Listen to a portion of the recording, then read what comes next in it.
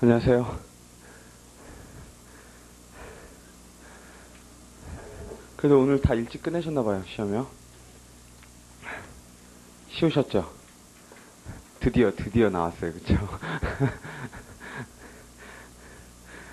저 그 찍은 문제예요, 내년에.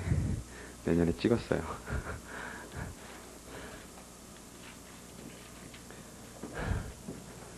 아, 정말 너무 가혹한 것 같아요. 면접이요, 내년에 한번 당해보세요, 다.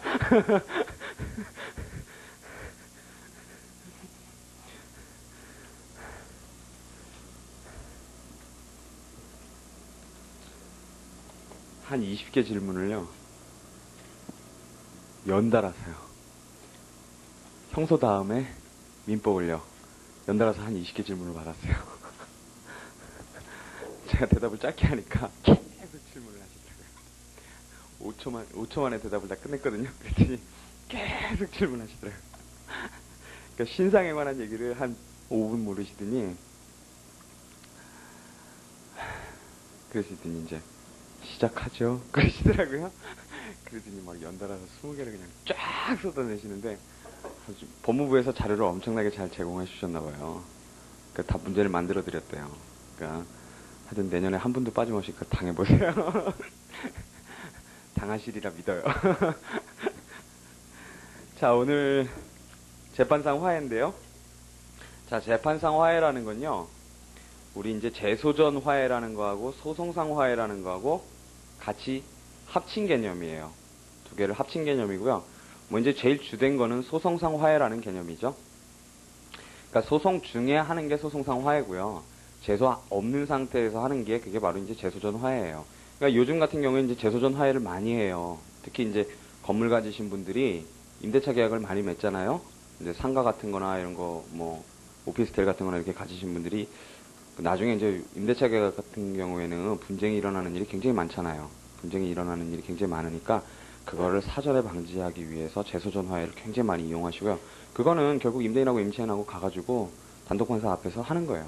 화해를 미리 해놓는 거예요. 그게 이제 재소전 화해고요. 중요한 건 이제 소송상 화해고요. 자, 어쨌든 간에 재판상 화해에서요, 소송상 화해가 이제 제일 핵심은 뭐냐면, 우리 어제 요건들에 대해서는 소취하든 청구포기일락이든 공통된 요건들에 대해서는 어제 살펴봤어요. 그쵸? 그거는 재판상 화해에서도 똑같이 드러나고요. 그건 요건에 따라서 이렇게, 그게 뭐 순서가 틀려진다고 별 문제될 건 없잖아요. 만약에 답안지에 쓸 일이 있다면 우리 책에는 여러 군데 이렇게 흩어져 있지만 그걸 한 군데 쓰신다고 들어갈 게 들어가면 전혀 문제는 없단 말이니까 그 틀에 맞춰서 외우시면 돼요. 틀에 맞춰서 외우시면 되고요. 자, 근데 제일 중요한 거는요, 우리가 소취하는 분명히 단독행위였죠. 단독행위였어요. 그죠? 청구포기일락도 소송행위인데 단독행위였단 말이에요. 그죠? 그리고 법원에 대한 의사표시였고, 둘 다 소송행위라는 점에 대해서는 의문이 없었어요. 의문이 없었고, 그리고 소취하 같은 경우에는 그 의사의 하자가 있는 경우에 어떤 문제가 있었어요. 민법규정유추서라고 재신규정유추서 결국 이 문제가 있었잖아요. 하지만 이제 청구포기일락 같은 경우는 우리가 봤지만 220조에 분명히 확정 판결과 동일한 효력이 있다고 이렇게 규정해 놨단 말이죠. 우리 어제 220조 안 봤었는데요. 깜빡하고요. 그렇게 규정을 해놨단 말이에요. 재판상 화해를, 소송상 화해를 한 조서도 마찬가지예요. 근데 청구포기일락 같은 경우는 우리가 어제 본 것처럼 그것도 역시 소송행위라고 보는 데는 이견이 없어요. 물론 이제 거기 학문적으로 뭐 사법행위다라는 견해도 있고, 그 다음에 양성을 다 띠고 있다라고 보는 견해도 있고, 그렇지만 결국은 통설빨래가 전부 다 정도영 교수님 빼놓고는 문제가 없단 말이에요. 문제가 없어서 다 준재심으로밖에 못 다투고, 다만 판결과 같은 당연무효 사유가 있을 때만, 그때만 이제 기일지정 신청해서 다툴 여지가 있는 거죠. 그런데 여러분들이 이제 주의하셔야 되는 게, 소송상 화해 같은 경우에는 이걸 둘러싸고서 우리 다수설적인 입장과 판례가 엄청나게 피 터지게 싸워요. 이 성질을 가지고. 이 화해라는 것 때문에요. 이거를 과연 순수하게 소송행위로 볼 수 있느냐라는 면 때문에 이 성질 면에서, 그리고 기판력을 인정할 수 있느냐, 확정 판결과 동일한 효력이 있다고 그랬는데 정말 그 말 뜻 그대로 받아들여서 순수하게 기판력 그대로 인정해 줄 수 있는가라는 문제. 그 다음에 나아가서는 역시 그걸 준재심에 의해서만 다퉈야 되는지의 문제. 그건 아주 동전의 양면이에요. 기판력을 인정할 수 있는가의 문제와 준재심을 통해서만 다툴 수 있다는 거는 동전의 양면이란 말이죠. 어쨌든 간에 여러분들이 이 맥락을 이해하고 계셔야 돼요. 그게 핵심이에요. 소송상 화해에서는요. 우선요. 중요하니까 노란색으로 써야죠. 자, 성질은요. 뭐 여러 가지 견해가 나오지만 결국은 우리 진짜로 학설이 나뉘는 거는 소송행위라고 보는 견해 와요. 그 다음에 이제 우리가 그 형성권 행사할 때는 보셨지만 병존설 이렇게 나왔었죠? 병존설 이렇게 나왔었고 그 다음에 우리가 청구 포기일락에서도 소송행위다 이렇게 나왔었지만 여기서는요. 우리 대부분의 견해가 뭘 취하느냐면 양성설을 취해요. 즉 양행위 경합설을 취해요. 그리고 그 의미는 우리가 지금까지 봐왔던 이 양성설과 경합설 의미 그대로예요. 자, 소송행위설을 취하시는 게요. 송상현 교수님하고 김홍규 교수님하고 우리 판례가 소송행위라고 보고요. 그 다음에 우리 학자들 대부분은요. 이 교수님, 강 교수님, 정 교수님, 전 교수님 요거는 좀 학자들 이름을 기억을 해두셔야 돼요. 호 교수님까지요. 다 양성설을 취하시고요. 이 양성설이라는 건 지금까지 보셨던 것처럼 소송행위로서의 성질과 그 다음에 사법행위로서의 성질을 한 개의 행위가 같이 가지고 있다라고 보는 게 그게 양성설이었단 말이죠. 병정설은 두 개의 행위가 같이 병존한다라고 보는 거였죠. 근데 이 소송행위와 사법행위로서 즉 뭐냐면 민법상의 화해계약의 성질을 같이 띠고 있다라는 거예요. 요 화해계약이라는 성질을 같이 띠고 있고 이건 순수하게 소송행위로 보는 거고요. 자, 소송행위를 취하게 되면요. 그 다음에 기판력 인정 여부에서요. 인정을 할 수 있느냐, 인정을 할 수 있다면 그걸 무제한하게 인정할 수 있느냐, 요 문제가 있는데요. 자, 소송행위설을 취하는 견해는 빠짐없이 다 무제한 기판력설로 가요. 기판력을 긍정할 수 있고, 그리고 무제한하게 기판력이 인정된다. 전혀 어떤 의사의 하자가 있든 뭐든 전혀 조건 없이 그대로 무제한 기판력이 인정이 된다라고 보는 거고요. 그리고 요 근거는요. 우리 461조 준재심 해석상 어쩔 수 없다라고 보는 거예요. 220조와 220조와 461조 해석상 불가피하다. 이렇게 보는 거고요. 자, 여기에 송 교수님하고 김 교수님 당연히 오시고요. 그 다음에 우리 판례가 오고요. 그 다음에 누가 여기 가담을 하시느냐면요. 호문혁 교수님이 여기 가담을 하세요. 즉 뭐냐면 양성설을 취하고 계시지만 요 규정들 때문에 어쩔 수 없이 호문혁 교수님은 무제한 기판력을 인정할 수밖에 없다라고 보시는 거예요. 자, 양성설에서요. 주된 견해들은 대부분 제한적 기판력설을 취해요.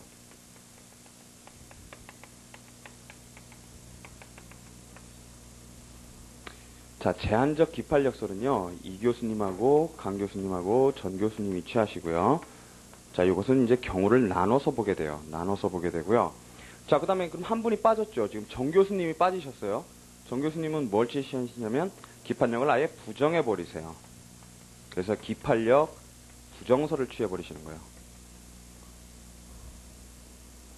다 이게 근원에는 의사하자가 근원에 있어요. 자, 정동윤 교수님이 기판력을 아예 부정해버리시고요.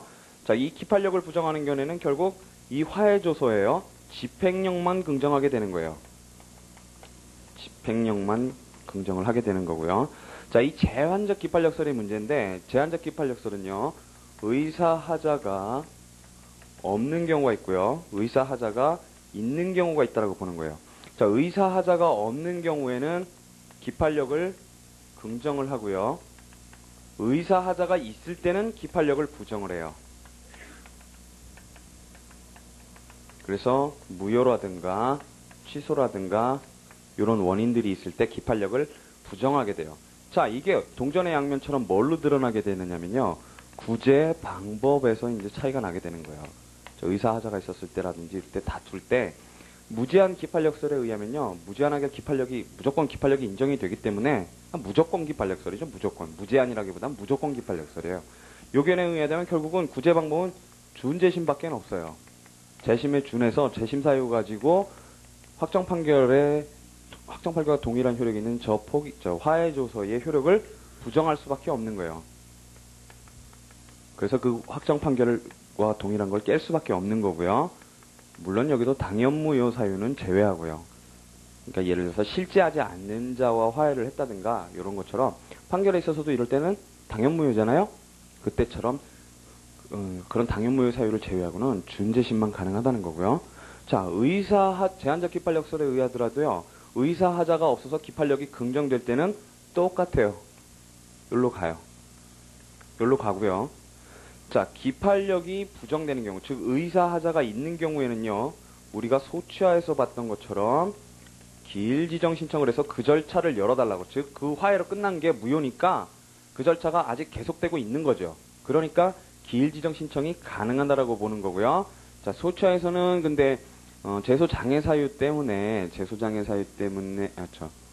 그죠? 제소 장애 사유 때문에 다른 절차를 벌이는 건 허용이 안 됐었잖아요. 소취와 무효 확인해서 이런 거 안 됐었잖아요.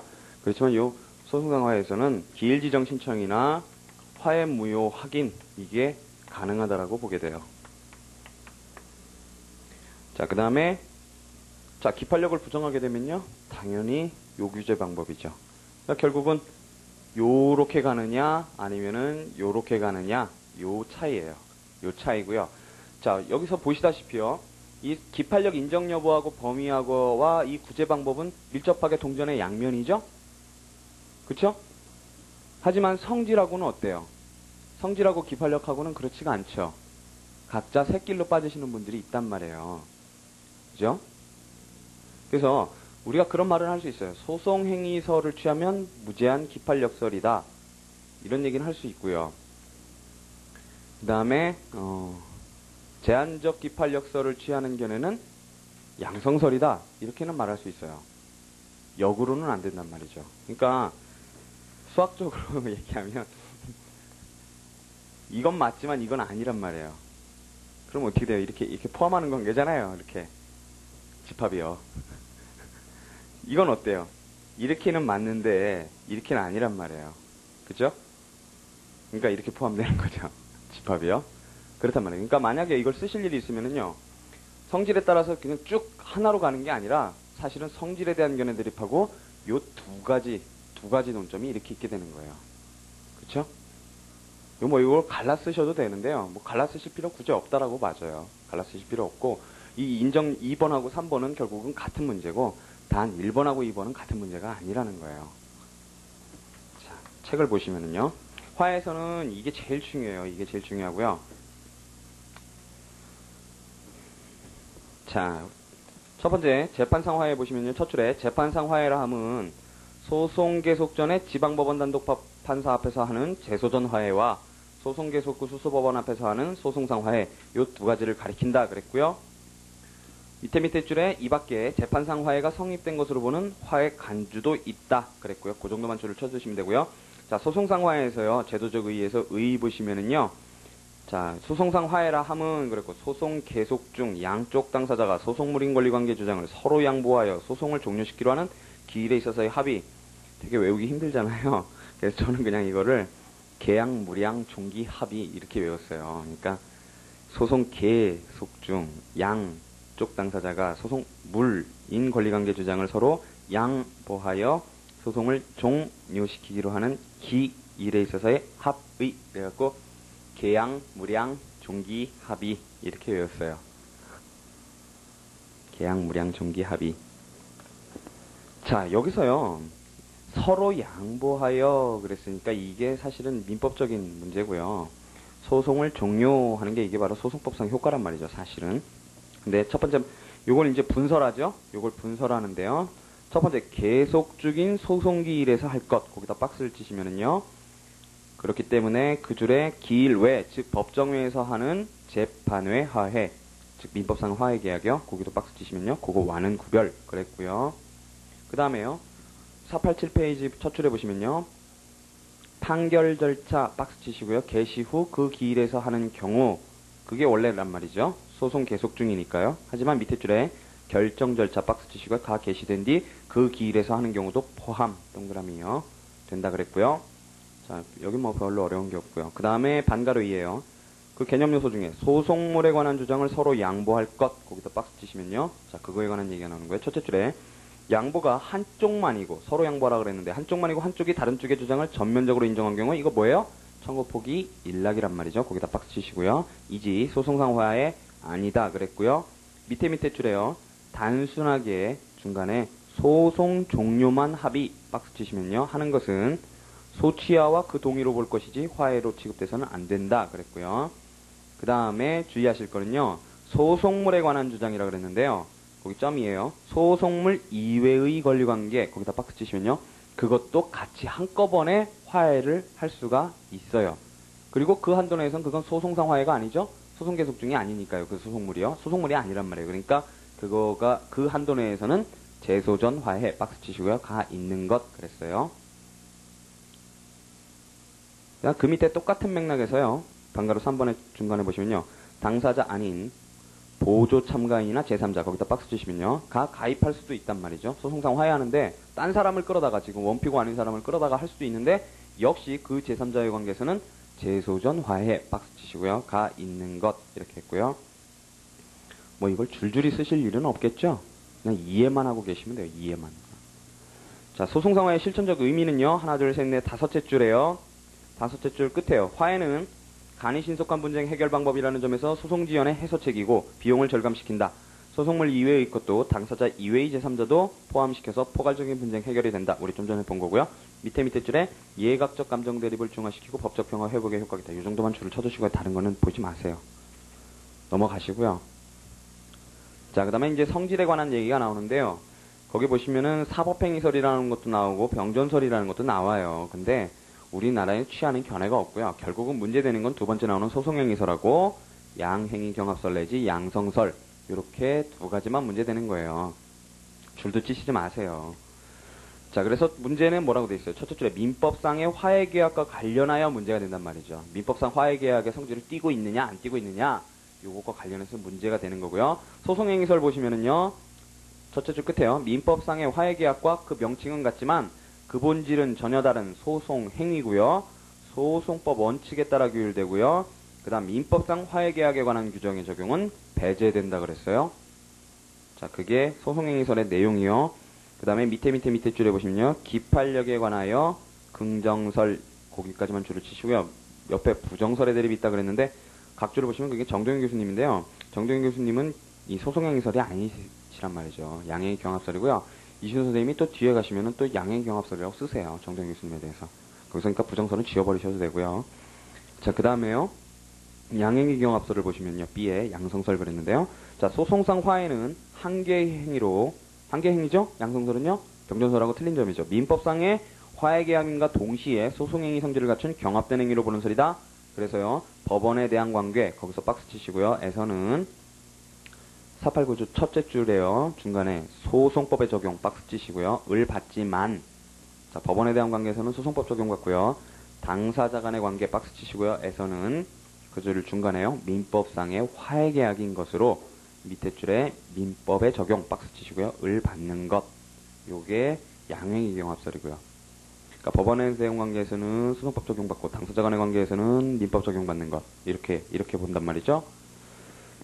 자, 그래서 거기 뭐 이제 검토들이 쭉 나오는데요. 그것도 관련된 것만 보시면 돼요. 두 번째 패러그래프 첫째 줄에 보시면요. 다음 소송행위설을 본다 그랬고요. 소송행위설에 박스 치시고요. 그 소송행위설에 대한 비판이요. 첫째, 둘째 해가지고 쭉 나오죠. 자, 그래서 첫째도요. 넷째 줄 끝에 보시면은요. 당사자 간의 다툼이 있는 사법상의 법률 관계는 아무런 해결을 봄이 없이 놓아둔 채 소송만 종결시키려는 화해는 현실적으로 존재 않는다. 그랬어요. 자, 첫 번째 비판이요. 비현실적이라는 거예요. 소송행위설은. 화해계약의 성질을 안 띄고 어떻게 소송만 종료시키는 그런 성질이 있느냐 이렇게 보는 거고요. 그 다음에 두 번째는요. 둘째 줄에 점이래요. 화해의 조건, 기한 따위의 부관 동그라미요. 을 붙일 수 없으며 그 다음에요. 해제 동그라미요. 에 의해 실효시켜 종료된 소송을 다시 부활시킬 수 없고 밑에 줄에요. 실체법상의 무효 취소 사유 박스요. 가 있어도 화해 효력에는 아무런 영향이 없게 된다. 그랬고요. 이게 소송행위설에 의하면 이렇게 된다는 얘기예요. 근데 경합설은 안 그렇다는 얘기겠죠? 그래서 밑에 줄 보시면은요. 소송행위설은 무제한 기판력설과 연결되므로 강행법규에 반하거나 사회질서에 반해도 기판력이 생겨 다시 다툴 수 없으며 따라서 화해가 탈법 동그라미요. 탈법 수단으로 악용 동그라미요. 되어도 속수무책이다. 그랬어요. 그러니까 제일 큰 비판은 첫 번째 비현실적이다. 그 다음에 두 번째는 탈법을 조장한다. 그죠? 한번 화해하면 끝나는 거니까요. 준재심 아니면 못 다투는 거니까 의사표시에 하자가 있어서 강박을 당해서 했든 사기를 당해서 했든 전혀 안 봐준다라는 거예요. 근데 이제 물론 준재심 갖고 다퉈야겠죠? 그런 경우에. 근데 그 자체를 부정하고 들어가면 빠르잖아요. 그 절차 내에서 다투면 더 빠르잖아요. 그런 거 안 봐준다는 거고, 세 번째가 부관이나 해제나 실체법상 무효취소 사유 인정 안 해준다라는 거. 이게 이제 세 가지 비판이고요. 그래서요, 마지막 패러그래프 셋째 줄 보시면요, 중간에 양행이 경합설을 따른다 그랬고요. 뭐 다른 설에 대한 비판도 보실 거 없어요. 다만 이제 사법행위설과 관련해서 각주 2번을 보시면은요, 당사자 양쪽이 화해 내용을 서면에 정한 다음에 법정에 제출했으나 화해 조서가 작성되지 않은 때에는 소송상 화해가 성립되었다고 할 수 없다. 고기만 줄을 쳐주시고요. 자, 화해는요, 조서가 작성되지 않으면 그전에는 아직 소송상 화해가 성립한 게 아니에요. 뭐 그 정도고요. 자, 넘어가시면은요, 요건은요. 자, 첫 번째 이제 당사자에 관한 요건이 있죠. 그 다음에 소송물에 관한 요건이 있고요. 그 다음에 세 번째 보시면 시기와 방식에 관한 요건이 있죠. 그래서 당소 시방 이렇게 나오는 거고요. 여긴 뭐 그렇게 막 찢어져 있고 그렇진 않아요. 보시면은요, 첫 번째 당이요. 2당이죠, 2당? 2당이고요. 이 안에 당대 능필형 다 들어있어요. 근데 이제 조금 다르죠. 우선요, 첫째 줄에 당사자가 실제 박스 치시고요. 우리가 전에 본 것들은 뭐였어요? 당사자 능력 이랬죠? 근데 별 차이는 없어요. 그죠? 당사자가 실제 박스요. 그 다음에 소송 능력 능이죠? 당, 능 나오고요. 소송 능력 박스 치시고요. 밑에 줄에 대리인 박스, 그 줄에 특별한 권한수요 박스요. 당대 능이죠? 그 다음에 밑에 줄에 필수적 공동소송 박스요. 필이죠? 그 줄에 전원이 일치, 고기만 줄을 쳐주시고요. 밑에 줄에요. 형사상 처벌받을 행위 이렇게 나오죠? 형이죠? 당대 능필형 다 나오죠? 형, 사상 처벌받을 행위, 그 박스 치시고요. 그거에 의해서 이루어져서도 안 된다 그랬고요. 죄송합니다. 우리 팔레 태도를 안 보고 넘어갔네요. 그 전 페이지에요. 맨 밑에 줄에 팔레 태도가 있어요. 거기 줄을 꼭 치셔야 돼요. 우리 대법원은, 그리고 대법원에 동그라미 치시고요. 재소전 화해 등에 관해서는 소송행위설로 일관하지 못하고 화해계약이 그 내용을 이루어라고 이렇게 판시하는 등 운운하는 등 동요를 보이고 있다 그랬고요. 거기 꼭 줄을 쳐놓으시고요. 자, 우리 판례는요, 원칙적으로 소송행위설을 취해요. 소송행위설을 취하는데 다만 재소전 화해와 관련된 판시에 있어서만큼은 조금 특이한 판시들을 보이고 있단 말이죠. 그래서 이제 이시훈 선생님은 이 전반적으로 책 쓰시면서 뭐라고 쓰시냐면 자꾸 약을 올리세요, 판례를. 니네 소송행위설이라며? 근데 왜 자꾸 이런 판시하니? 이렇게 자꾸 약을 올리시는 부분이 몇 부분 나오거든요. 그러니까 안 맞는다, 일관 안 된다라고 비판하시는 부분이 몇 부분 나오시는, 그 부분 중에 이제 첫 마디가 나온 거예요, 지금. 각주를 보시면은요, 화해조항 자체의 실효조항을 정한 경우에는 그 조건 성취로서 화해 효력이 실효된다 그랬고요. 조건요, 소송행위 조건 못 달잖아요, 그쵸? 그 다음에요, 그 밑에 줄에요. 재소전 화해에 대해 당사자 간의 사법상의 화해 계약이 그 내용을 이루는 것, 이렇게 말했단 말이죠. 이건 양성설적인 표현이나 병존설적인 표현이란 말이죠. 화해가 이루어지면 그 창설적 효력, 이것도 민법상 화해 계약에 인정되는 거죠. 소송상 인정되는 건 아니란 말이에요. 에 의해 종전권리 관계는 소멸된다. 이 밖에 소송행위설과는 맞지 않는 것에 이렇게 된단 말이죠. 그러니까 안 맞는 것들이 몇 개 있다는 거예요. 자, 그 다음에요. 소송물에 관한 요건은 뭐였죠? 소송물에 관한 요건 뭐예요? 변소강조죠, 변소강조요. 변소강조에서, 자, 반가로 1에 나오는 게 변이고요. 변이에요. 반가로 2에 나오는 게 소고요. 그 다음에 반가로 3에 나오는 게 강이고요. 그 다음에 반가로 4에 나오는 게 조예요. 그대로 나오죠? 화해가 사실은 그 요건에 딱 들어맞게 써져 있어요.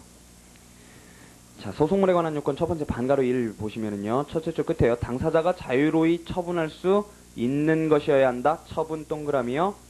즉, 소송물이 변론주의 박스요. 에 의해 심판되는 권리관계여야 한다고요. 직권탐주주의 박스요. 에 의하는 절차에서는 원칙적으로 화해를 할 수 없다. 그랬고요. 슬래시 딱딱 끄시면요. 그 밑에는 뭐 딴 얘기들 나오는 거예요. 그러니까 행정소송 동그라미요. 그 줄 끝에요. 가사소송 사건 동그라미요. 밑에 줄에 회사관계소송 동그라미요. 이거 자세히 읽을 필요 없겠죠. 그렇다고만 알고 계시면 넘어가면 되죠.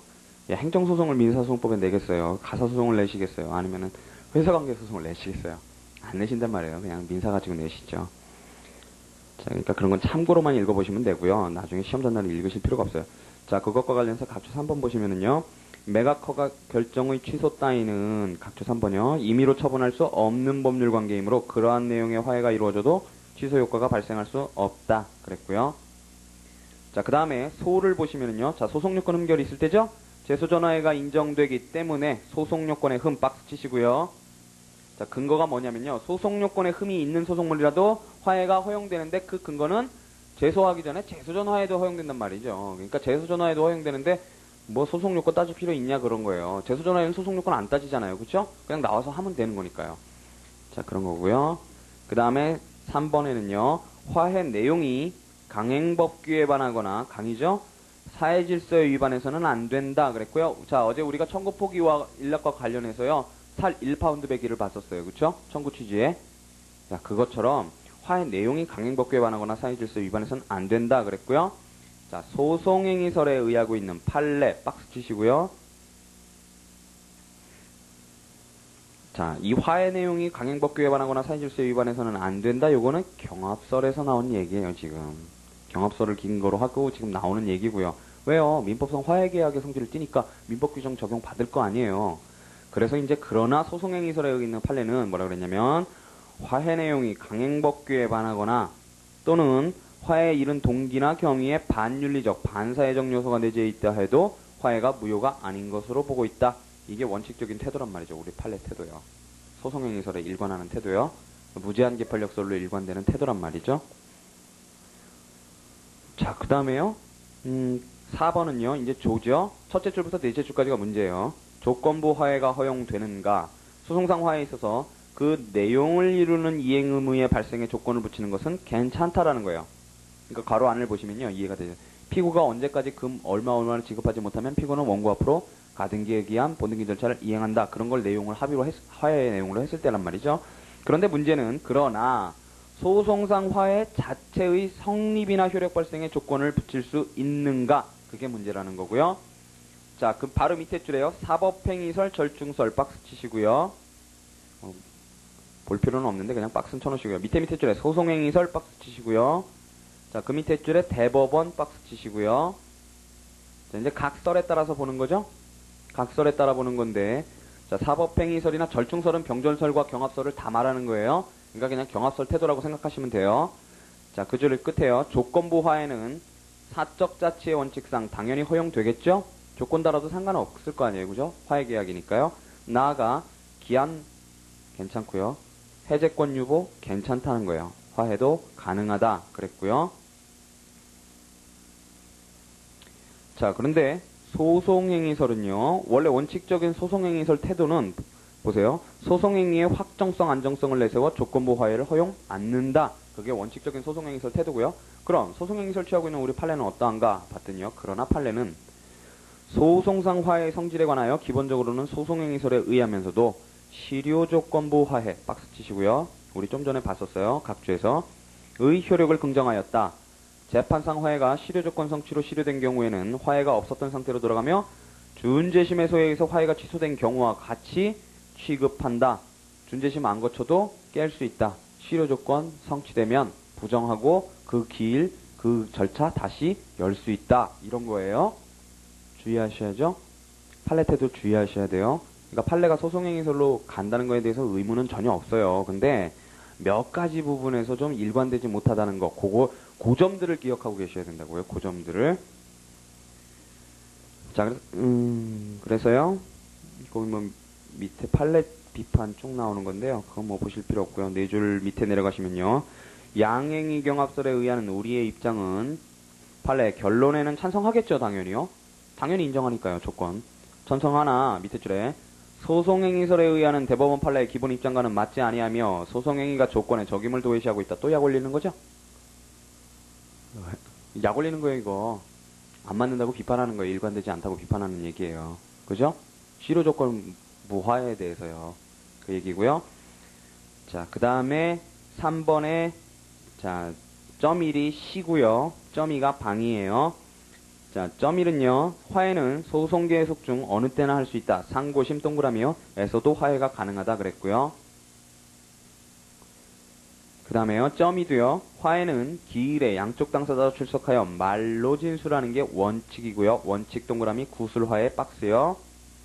기일이면 변론기일, 변론준비기일, 화해기일 뿐만 아니라 중고조서기일도 무방하다 그랬고요. 자, 소취하는 서면이 원칙이었죠? 소취하서요. 자, 그 전 넘기시기 전에요. 각주 2번을 보시면은요. 우리 판례가요. 화해가 민법 제607조, 608조에 반한다든가 통정어휘 비효시로서 무효라는 주장은 할 수 없다. 원칙적인 소송행위설의 태도죠. 이게 아까 그 강에 관련된 판례고요. 넘어가시면은요. 하지만 이제 우리 서면화해 제도를 채택했잖아요. 그죠? 그래서 그 얘기가 나오겠죠. 신법은 서면 인락과 마찬가지로 서면화해 제도 박스요. 채택하였다. 그랬고요. 각주 1은 무시하시고요. 지워버리세요. 그 다음에 맨 밑에 148조 3항 거기만 동그라미 쳐놓으시고요. 자, 효과는요. 효과를 보세요. 이제 바로 효과가 나오죠. 요건 효과 별게 없어요. 성질 요건 효과 이렇게 나가는 거예요. 지금 청구포기일락에선 뭐가 제일 많았어요? 구별 개념이 사람 머리 터지게 만들었잖아요. 그쵸? 그건 이해만 하시면 돼요. 구별 개념을 그렇게 쓰실 일도 없고요. 자, 그 다음에요. 자, 효과는요. 첫 번째 보시면요. 소송 종료효가 있고 기판력 문제가 있고요. C에 가면 집행력 문제가 있고 D에 가면 소송상 화해 효력을 다투는 방법 이렇게 돼 있단 말이죠. 구조가 똑같아요. 앞에서 본 거하고요. 자, 양가로 1번에요. 당사자 양쪽에 화해 진술이 있을 때는 법원 또는 법관은 그 요건을 심사해서 유효하다고 인정하면 법원 사무관 등에 그 내용을 조서에 기재시킨다 그랬고요. 154조 1호 그랬고요. 조서 만든다 그랬어요. 그래서 그 줄 끝에 화해 동그라미, 밑에 줄에 첫 번에 조서 동그라미요. 밑에 줄에 송달 동그라미요. 그 줄 끝에 철회 동그라미요. 조서 기재 전에는 철회할 수 있다. 그때는 양당사자가 같이 해야 된다. 그런 얘기 써 있는 거예요. 근데 보실 필요 없어요. 그냥 화해 조서, 송달, 철회 그거만 동그라미 쳐놓으시면 돼요. 그 다음에요.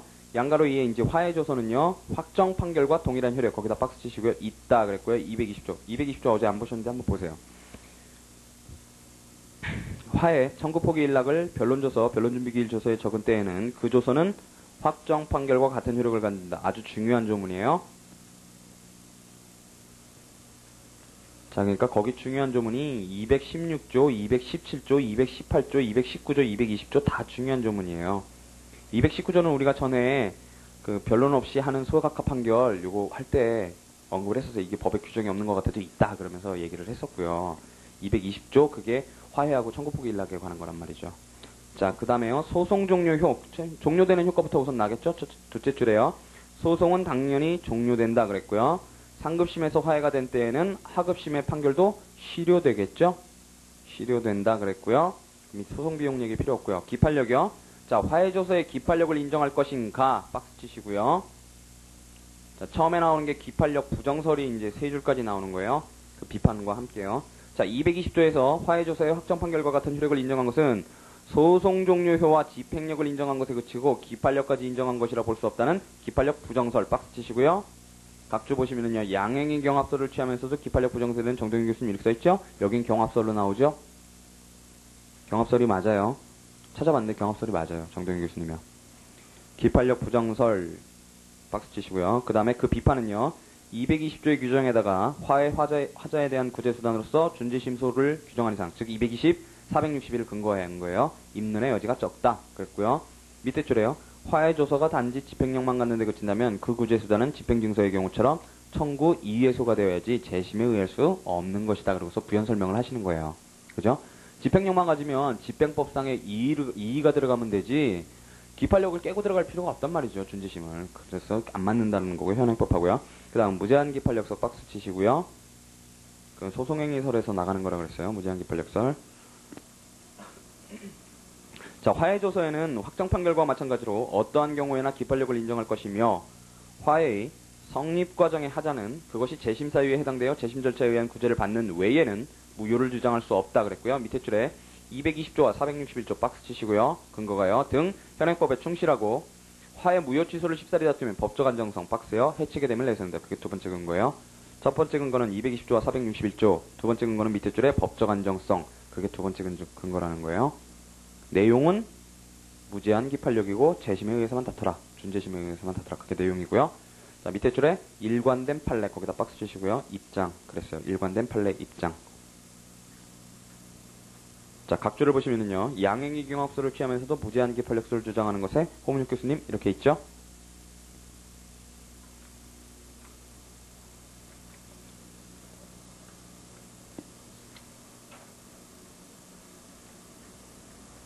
예, 넘어가시고요. 그 다음 제한적 기판력설 박스 치시고요. 지금 견해가 3개 나오는 거예요. 기판력 부정설, 무제한 기판력설, 제한적 기판력설. 이게 핵심이라고 그랬어요.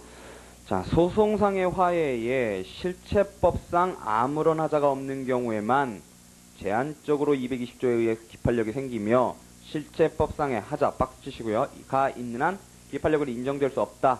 따라서 461조의 준재심 박스 치시고요. 461조의 준재심의 소는 실체법상의 하자 없는 소송상 화해의 경우에 구제책 그랬고요. 그 줄에요. 실체법상의 하자가 있는 경우에는 무효임을 전제로 거기 박스 치세요. 기일 지정 신청이나 화해 무효 확인 청구 박스 치시고요. 로 구제되어야 한다 그랬어요. 그러니까 하자가 없으면 준재심으로 가서 다투고 하자가 실체법상 의사표시의 하자나 하자가 있는 경우에는 기일 지정 신청이나 화해 무효 확인 청구로 구제될 수 있다라는 거고요. 주의하실 거는 소취와 무효 확인은 안 된다 그랬어요. 자, 그 줄에 다수설 그랬고요. 동그라미 쳐놓으시면 되고요. 자, 그 다음에 이제 검토가 나오죠. 첫째, 둘째, 셋째, 넷째, 다섯째 막 이래갖고 검토가 쭉 나오는데요. 한 줄씩만 줄을 치시면 돼요. 첫째, 451조의 재심사유는 판결에서 생길 수 있는 하자를 예상 그랬어요. 하고 입법화한 것이므로 화해에서 생길 하자를 구제하는데 적용시키기에는 부적합하다. 거기만 줄을 쳐놓으시면 되고요. 그 밑에 내용은 줄을 안 치셨대요. 뭐냐면 4개 정도밖에 화해의 경우에는 해당 안 된다 그랬단 말이죠. 그래서 그게 2호, 3호, 4호, 5호 이렇게 나와 있고요. 첫 줄만 줄을 쳐주시면 되고요. 둘째도요. 첫째 줄에 화해는 당사자의 자주적 분쟁 해결 결과인 합의로서 국가적 판단의 판결이 아니다. 국가적 판단인 판결하고 다르다. 그냥 원칙적으로 입장을 하시는 거고요. 그 다음에 셋째는요. 판결에는 이건 꼭 기억하세요. 주문에 포함된 사항에 대해서만 생기지만 화해조서에는 주문과 이유의 구별이 없죠.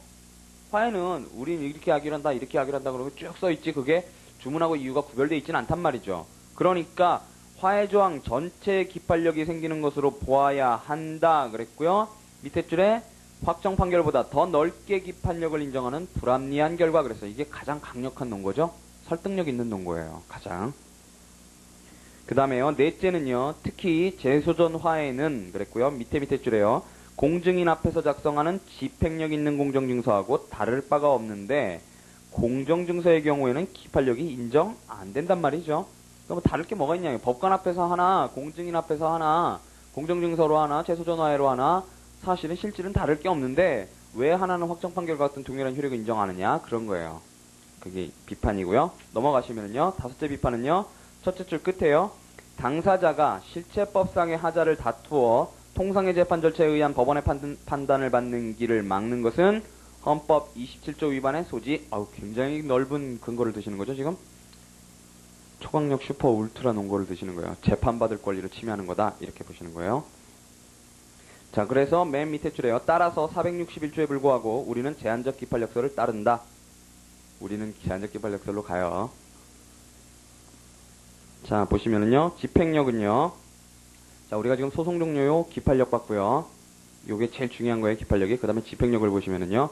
자, 화해조서의 기재가 구체적인 이행 의무 박스 치시고요. 구체적인 이행 의무를 내용으로 할 때에는 집행력을 갖는다 그랬고요. 밑에 줄에 보시면요. 포기 일락도 마찬가지죠? 일락도 마찬가지였어요. 그쵸? 원고 청구가 원래 집행 판결을 구하는 거였으면, 이행 판결을 구하는 거였으면, 그 일락은 당연히 집행력을 갖게 될 거 아니에요. 일락조서는. 그죠? 이렇게 오늘 분위기가 이상하죠. 힘드셔서 그러세요, 지금? 분위기가 푹 죽어가지고. 자, 집행력은요. 밑에 줄 끝에 보시면요. 재판상 화해에 의해서 소유권 이전 등기를 말소할 물권적 의무 박스 치시고요. 를 부담하는 자로부터 그 화해 성립 후에 만약에 근저당권 설정 등기를 받은 자는 민소법 218조 1항에서 말하는 변론 종결 후에 승계인 박스 치시고요. 에 해당한다 그랬고요. 고개를 쭉 묶으셔서요. 네 줄을 페이지 544 이렇게 연결시켜 놓으시고요. 자, 이건 여러분들이 변론종교로의 승계인을 보셔야 이해가 되시는 거고요. 여기서 이제 이시우 선생님이 물권적 의무를 부담하는 자로부터 받았다 이렇게 하는데, 요게 이제 물권 승계, 뭐 물권에 기한 경우, 채권에 기한 경우 이렇게 얘기가 나오거든요. 변론종교로 승계인에서. 근데 이제 그 얘기를 보셔야 이해가 되시고요. 그 얘기는 물론 이제 틀린 얘기예요. 자, 그 다음에요. 각주를 보시면요. 3번에 그거와 관련해서요.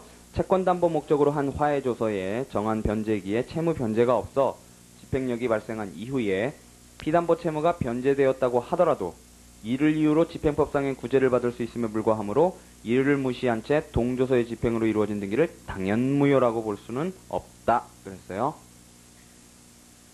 그러니까 집행 들어갔을 때, 화해조서에 의해서 집행 들어갔을 때 그거를 집행법상의 이의를 하면 몰라도 그게 아니라 그거에 기해서 이루어진 등기 자체의 효력을 부정할 수는 없다는 거예요. 그걸 당연무효라고 이렇게 부정하고 들어갈 수는 없다는 거고요. 자, 책에요. 판례는 그러고 나와요. 밑에 줄에 판례는 밑에 줄에 창설적 효력을 특히 재소전 화해에 대하여 인정 그랬고요. 아까 본 거예요. 밑에 줄에 소송행위서를 취하는 기본 입장과는 맞지 않는 일이다 그랬어요. 또 판례가 창설적 효력 취하는 거에 대해서, 재소전 화해에 대해서 또 창설적 효력 아까 봤잖아요. 각주에서. 그것도 소송행위서랑 안 맞는 얘기라고 지금 하시는 거예요. 지금 집행력과 관련해서 지금 우리가 창설적 효력을 얘기하고 있는 거예요. 지금 집행력과 관련해서요. 창설적 효력이 뭐예요? 권리관계가 발생, 변경, 소멸하는 그런 효력을 말하는 거 아니에요? 화해계획 맺어졌을 때. 그걸 얘기하는 거고요. 그 다음에요. 소송상 화해 효력을 나타내는 방법. 이건 앞에서 다 본 거예요, 이제. 자, 첫째 줄에는요. 견해 대립이 없는 거예요. 화해조서는 확정 판결과 같은 효력을 갖기 때문에 화해조서에 명백한 오류가 있을 때에는 명백한 오류요. 판결의 준에 경정이 허용. 박스 치시고요. 경정이 허용. 그랬고요. 슬래시 딱딱 끄시면은요. 그 밑에 세 줄이 무제한 기판력설이 나오고요. 그 다음에 맨 밑에 네 줄이 제한적 기판력설이 나오는 거예요. 밑에서 넷째 줄 위에 그러나 앞에서 슬래시를 딱딱 끄시면은요. 그 앞에가 무제한 기판력설이에요. 자, 두 번째 줄 끝에요. 확정 판결에 무효 사유와 같은 사유가 있을 때는 변론으로 하고 그랬고, 각주를 보시면요. 사자를 당사자로 한 화해조서에 기재된 사항이 특정되지 않은 때는 무효로 된다 그랬어요. 자, 판결도 불특정하면 기판력 발생 안 한단 말이죠. 판결 내용이 불특정하면요. 자, 그랬을 때 변론, 하자가 재심 사유에 해당할 때 하나여 준재심에 서로 다투는 방법 이외에는 그 무효를 주장할 수 없다. 이게 무제한 기판력설이고요. 밑에 줄에 판례 입장 동그라미 쳐놓으시고요. 그 다음에 슬래시 딱딱 끄셨죠? 그러나 제한적 기판력설 박스 치시고요. 461조의 준재심 박스 치시고요. 화해 실체법상의 하자가 없을 때 하나여 활용할 제도로 보고, 실체법상 하자가 있을 때는 기일 지정 신청 화해 무효 확인 청구 박스 치시고요. 등으로 그 무효를 주장하게 할 것이다. 우리가 앞에서 좀 전에 다 본 거예요. 본 거 그대로 반복하는 거고요. 그 다음에 이제 해제 얘기가 나오는 거예요. 495페이지 반가로이에요. 문제는 화해조서상의 의무불이행을 이유로 화해를 해제 동그라미요 할 수 있느냐, 그것까지가 문제고요. 자, 그랬을 때 밑에 줄에요. 우리 판례는 판례 동그라미요. 소송상 화해가 사법상의 화해 계약이 아님을 들어 해제 자체가 허용되지 않는다 그랬고요. 그 줄 또한 제1화해가 성립된 후에 그와 모순되는 제2화해가 성립되어도 그에 의해 제1화해가 당연시효되거나 변경될 수 없다. 요건 해제는 아니고요. 요건 기판력하고 똑같은 거예요. 동일한 소송물에 대해서요. 기판력 있는 확정 판결이 두 개가 생겼을 때, 만약에 두 개 판결이 확정됐을 때, 그러면 뒤에 거에 의해서 앞에 거가 당연시효되느냐? 그렇지 않단 말이죠. 오히려 뒤에 거가 새롭기 때문에 존중을 받긴 하지만 뒤에 거는 기판력에 저촉되기 때문에 재심 사유가 돼요. 그래서 재심에 의해서 깨지는 거지, 앞에 거가 당연시효가 된다거나 뒤에 거가 기판력에 저촉돼서 당연무효가 된다거나 그렇지는 않는단 말이죠. 자, 화해에서도요. 제1화해가 당연시효되거나 변경되는 건 아니라는 거예요. 그걸 주의하시고요. 자, 그 다음에 이제 쓸데없는 얘기 나오죠. 화해 권고 결정, 그리고 개념은 알아두셔야 돼요. 자, 225조에서 232조까지 규정돼 있어요. 화해 권고 결정, 그래가지고 이제 새롭게 들어간 거죠. 자, 둘째 줄 끝에요. 직권으로 화해 권고 결정을 하고, 화해하세요, 그래갖고 결정을 내려준단 말이에요. 그러고서 당사자가 이의 없이 받아들이면 재판상 화해가 성립되는 제도, 그게 화해 권고 결정이고요.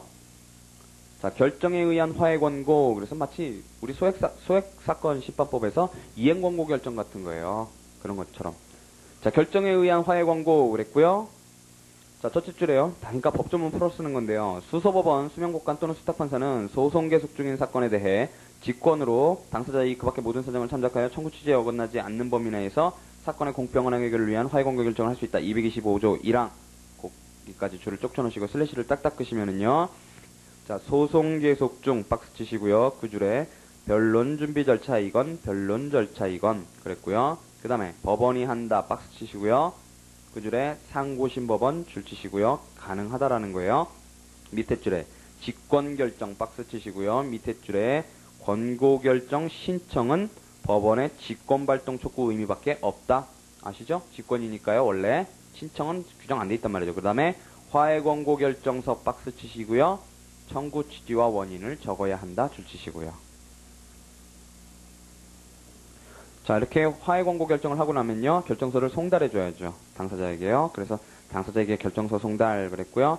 셋째 줄의 끝을 보시면요. 결정서 또는 조서를 송달하는 때에는 송달받고 2주 안에 이의 신청해야 되고요.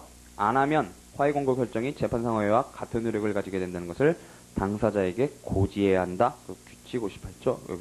여기만 줄을 쳐두시면 돼요. 세 줄만. 자, 당사자의 이의 신청이 나오죠? 그러니까 시간 순서대로 쭉 써 있는 거예요. 시간 순서대로. 그것도 첫째 두 줄에요. 당사자는 화해공고 결정에 대해서 결정서 등의 정보를 송달받은 날부터 2주 이내에 이의 신청을 할 수 있다. 그랬고요. 밑에 줄에 2주의 기간은 불변 기간이다. 그랬고요. 거기만 줄을 쳐두시면 되고요. 226조 동그라미 그 옆에 바로 신청서 이렇게 돼 있죠? 거기다 줄 치시고요. 밑에 줄에 227조 1항 동그라미요. 신청서 제출하라는 거고요.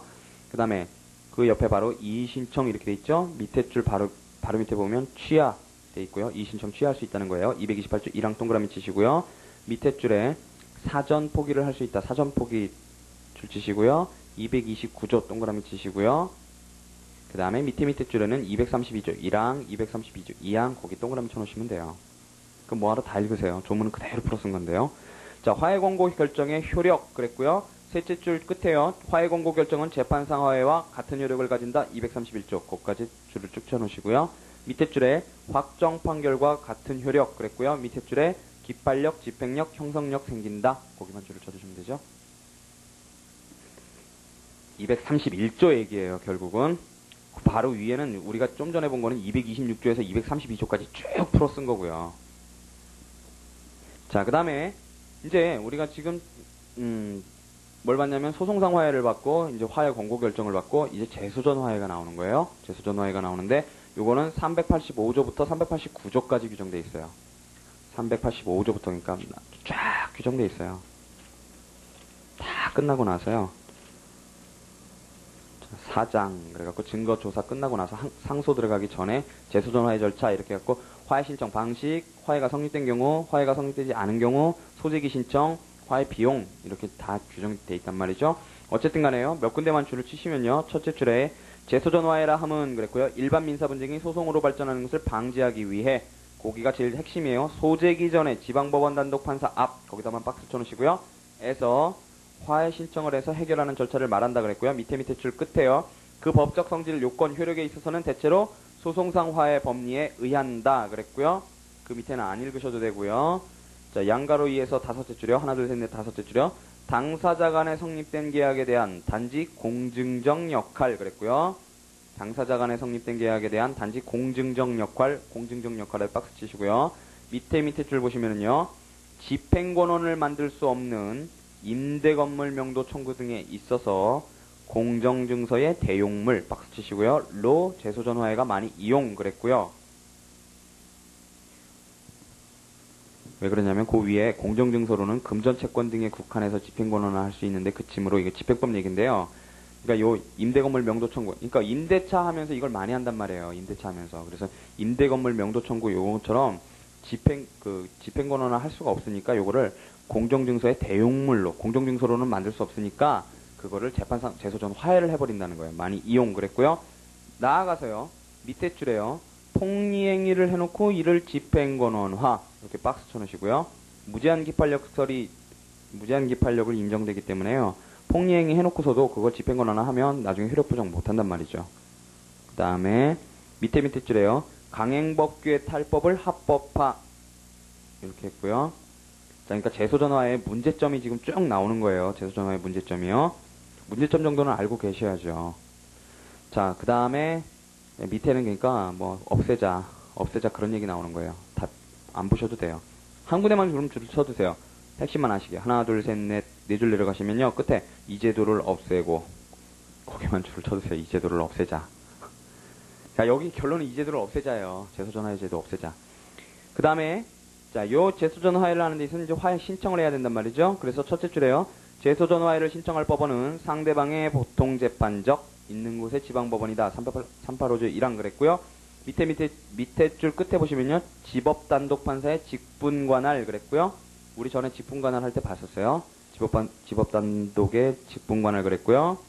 뭐 밑에 뭐 시군법원 배타적 사물관할 이건 안 보셔도 되고요. 자, 양가로 이번에 화해 요건 나오죠. 화해 요건으로는 첫째요. 임의로 처분할 수 있는 권리관계 당연히 그렇겠죠.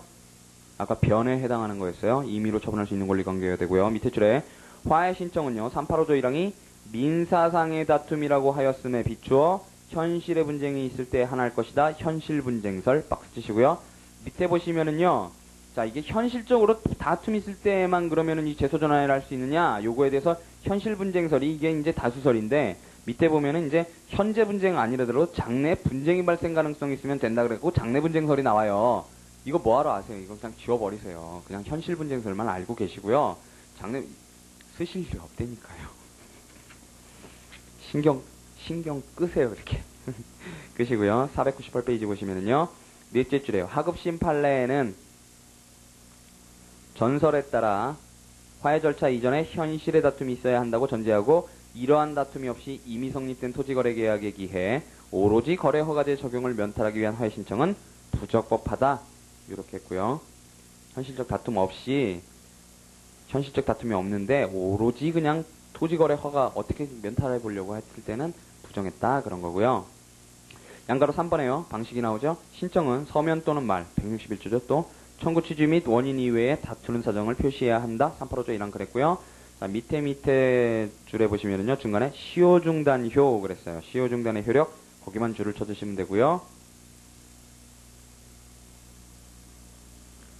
자, 이거 신청하면 시효중단효 생긴다는 거고요. 별거 아니에요. 그 다음 절차 보시면은요. 첫째 줄에 화해 신청 요건 방식에 흠이 있을 때는 결정으로 이를 각하 결정하는 거죠. 한다. 이에 대해 신청에는 항고할 수 있다. 그랬어요. 각하 통상항고 439조죠. 그 다음에 하나 둘 셋 네 줄 내려가시면은요. 우리 맨날 아는 내용이에요. 자기 대리인의 선임권을 상대방에 위임하는 것을 금지시켰다. 우리 쌍방대리 할 때 이거 봤었죠? 법원은 필요한 경우 대리권 유무를 조사하기 위해서 부를 수도 있다 그랬어요. 당사자 또는 법정 대리인의 출석을 명할 수 있게 하였다. 385조 2항 3항 그렇고요. 거기만 줄을 쳐주시면 되고요. 그러니까 임차인이 지금 임대차 계약하면서 임대인한테 자기 대리인을 갖다가 미리 선임할 권한을 주면 어떻게 돼요? 뭐 싸우지 말자라는 얘기하고 똑같잖아요. 그쵸? 제소전 화해하러 갈 때. 그죠? 그래서 하지 말라는 거고요. 그 다음에 양가로 2에는요. 화해 신청이 적법하면 화해 기일을 정하여 신청인 및 상대방을 출석 요구한다. 그랬고요. 밑에 읽으실 필요 없고요. 밑에 줄 끝에요. 387조 2항 동그라미 밑에 줄에 387조 3항 동그라미요. 밑에 줄에 388조 1항 3항 거기 동그라미 치시고요. 자, 오른쪽에 388조 2항 동그라미요. 그 다음에 399조 동그라미요. 다 법조문으로 다 돼 있는 거라고요. 보실 필요가 없어요. 그냥 핵심만 알고 계시면 돼요. 출석 요구한다. 이렇게 했고요. 그 다음에요. 자, 그 밑에 줄에 화해가 성립된 때에는 조서를 작성한다. 거기 줄을 치시고요. 386조 동그라미요. 밑에 줄에 389조 동그라미요. 화해 비용에 관한 얘기예요. 화해가 성립한 때는 조서를 작성한다. 그것만 줄을 쳐주시면 돼요. 그러니까 우리가 지금 줄을 친 게 화해 신청 요건 방식 흠이 있을 땐 결정으로 각하한다. 항고할 수 있다. 그 다음에 적법하면 기일 정해서 출석 요구한다. 그리고서 제소전을 화해하자는 거죠. 그 다음에 화해가 성립하면 조서 작성한다. 요거만 알고 계시면 된다고요. 자, 그 다음에 제소전 화해 조서의 효력. 그렇죠? 요건 좀 알고 계셔야죠. 전체적으로요. 자, 제소전 화해 조서는 확정 판결과 같은 효력 박스 치시고요. 을 가지며 또 집행력 박스 치시고요. 을 갖는다 그랬어요. 자, 판례 동그라미요. 기판력에 관하여도 소송상 화해의 법리와 다를 바 없다 그랬고요. 전면적 긍정 박스요. 전면적으로 긍정 그랬고요. 그 줄 끝에요. 재심사유에 해당하는 경우에 하나여 준재심의소에 의한 구제의 길밖에 없다. 그게 판례고요. 다만 밑에 줄에요. 안 맞는 게 나온다 그랬어요. 재소전 화해에 있어서는 당사자의 화해 계약이 그 내용을 이루어. 자, 거기서부터 한번 박스를 쳐보세요. 당사자의 화해 계약이 그 내용을 이루어. 그거까지 박스를 치면요. 이게 소송행사라고 안 맞는다 그랬어요. 그 창설적 효력으로 종전에 걸리고 의무관계를 소멸시킨다. 재소전 화해에 대해서 그렇게 한단 말이죠. 그 줄 끝에 양행이 경합설 그랬단 말이에요. 그러니까 우리 판례가 원래 원칙적인 태도는 기판력을 무제한 긍정하면서 소송행설의 태도인데 다만 재소전 화해에서는 이런 판시를 하면서 양행이 경합설적인 태도를 취한다는 얘기고요. 그래서 밑에 줄 끝에 보시면은요. 기본적으로 소송행위로 파악하는 입장과 모순됨 그랬고요. 이미 본바이다 그랬고요. 그 옆에 슬래시를 딱딱 끄시고요. 이미 본바이다 다음에 슬래시를 딱딱 끄시고요. 자, 준재심의소에 의해 화해조서가 취소되었을 때의 문제 그랬는데 자, 준재심에 의해서요. 화해조서가 효력이 부정되면 어떻게 되겠어요? 그 소송 절차 다시 열리겠죠. 소송상화에서요. 하지만 재소전 화해는 어때요? 열릴 소송이 없잖아요, 원래. 그죠? 그러니까 원래는 부활해야 되는데 재소전화에는 그런 게 없단 말이죠. 그 개념상 당연한 거예요. 그래서 취소됐을 때 문제 그리고 밑에 줄에 부활할 소송이 없음 그랬고요. 다만 화해 절차의 불성립으로 귀착 그렇게 된다는 거예요. 준재심에 의해서 재소전 화해조서의 효력이 부정되면은요. 소송이 부활하는 게 아니라 그렇게 된다는 거고요. 그 다음에 각주 1번에 보시면은요. 화해조서 작성 후에 발생한 사실을 들어 그 효력을 다투는 것은 모르되 그 전의 사실로서는 다툴 수 없다 그랬어요. 그러니까 기판력하고 똑같이 보는 거예요. 마치 실권제재처럼 그렇게 보는 거고요. 실권료 인정하는 것처럼 보는 거예요. 거기만 줄을 쳐두시면 되고요. 자, 이번에는 우리가 화해 간주라는 게 나와요. 화해 간주인데 자, 개념은요. 재판상 화해 자체는 아니나 그 효력에 관해 법률에 의해 재판상 화해 효력과 동일한 것으로 간주되는 경우가 있다 그러고요. 자, 이를 화해 간주 의제화해 이렇게 부른다 그랬고요. 밑에 줄에 그거만 줄을 쳐주시면 돼요. 가사조정조서, 민사조정조서, 조정에 가능한 결정 그 정도만 줄을 쳐주시면 되고요. 그런 걸 화해 간주라고 그런다는 거고요. 자, 그 다음에 이제 종국 판결에 의한 종료가 나오죠. 10분간 쉬시겠습니다.